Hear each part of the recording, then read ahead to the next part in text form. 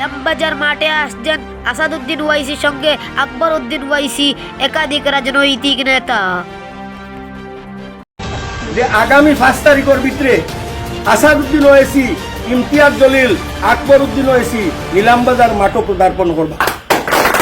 দক্ষিণ করিমগঞ্জ সমষ্টির এআইডিএফ প্রার্থী আইনজীবী শিহাব উদ্দিনের সমর্থন অনুষ্ঠিত হতে যাচ্ছে এক নির্বাচনীয় সভা। এই সভায় উপস্থিত থাকিবেন অল ইন্ডিয়া ইত্তেহাদুল মুসলিমিনের সুপ্রিমের সাংসদ ব্যারিস্টার আসাদুদ্দিন ওয়াইসি, প্রাক্তন সাংসদ ইমতিয়াজ জলিল, আসাদুদ্দিনের ছোট ভাই বিধায়ক আকবর উদ্দিন ওয়াইসি সহ একাধিক রাজনৈতিক নেতা। সোমবার হতে দক্ষিণ করিমগঞ্জের অন্তর্গত পশারপুর জেপি বটরসি এআইডিএফ প্রার্থী শিহাব উদ্দিন সমর্থনে একটি সভা অনুষ্ঠিত হয়। সভায় উপস্থিত বক্তারা কংগ্রেস, বিজেপি, এজিপি অনুমূল কংগ্রেসকে ভোট না দিয়ে একজন যোগ্য আইনজীবী হিসেবে এআইডিএফ প্রার্থীতে সমর্থন করার আহ্বান জানান। সাংবাদিকদের মুখোমুখি হয়ে আইনজীবী জাকির হুসাইন অনেক গুরুত্বপূর্ণ কথাগুলি তুলে ধরেন। Bureau report MTMRA। মৌলানা বদরুদ্দিন আজমল আল কাসিমি জিন্দাবাদ, শিহাব উদ্দিন জিন্দাবাদ, বটরসি 2 নম্বর ওয়ার্ডের জনসাধারণ জিন্দাবাদ, জিন্দাবাদ, ব্যারিস্টার আসাদুদ্দিন ওয়াইসি জিন্দাবাদ, ব্যারিস্টার আসাদুদ্দিন ওয়াইসি জিন্দাবাদ, মুসলিম ঐক্য জিন্দাবাদ। দক্ষিণ করিমগঞ্জের সঙ্গে নতুন সংযুক্ত হওয়া বটরসি গ্রামের 2 নম্বর ওয়ার্ডে আজকে আমরা জনসাধারণকে নিয়ে এটা সজাগতামূলক সভা করেছি এবং জনসাধারণের অভূতপূর্ব সমর্থন পেয়েছি।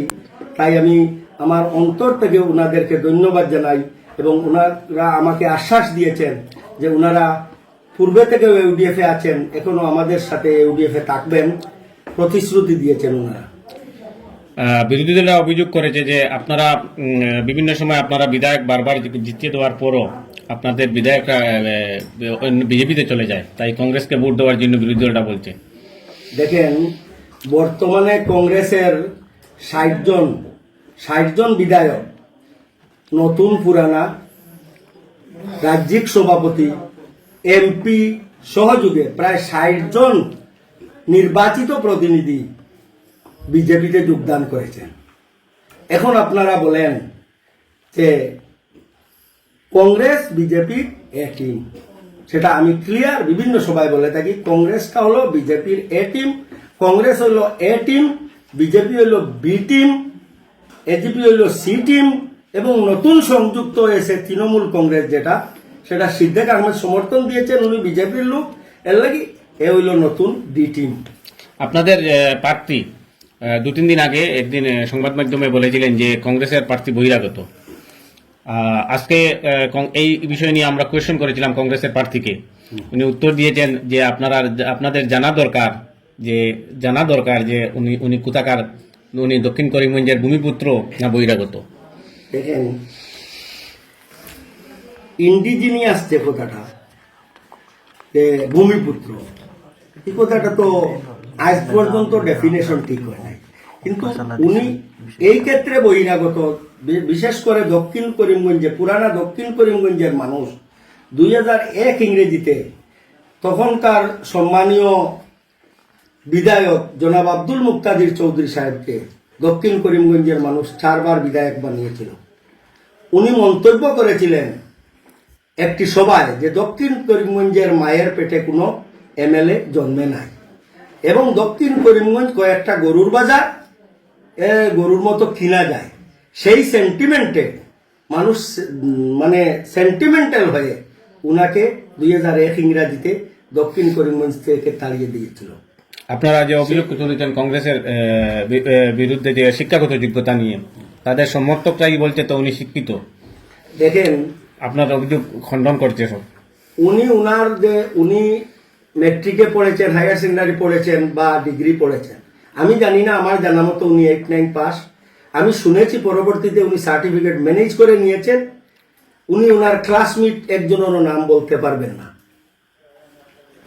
স্যার, এবারে দক্ষিণ করিমগঞ্জে এআইডিএফ এর পক্ষ থেকে হেভিওয়েট প্রার্থী দেওয়া সত্ত্বেও ব্যারিস্টার আসাদুদ্দিন ওয়াইসি সাহেবের প্রয়োজনীয়তা কি রয়েছে?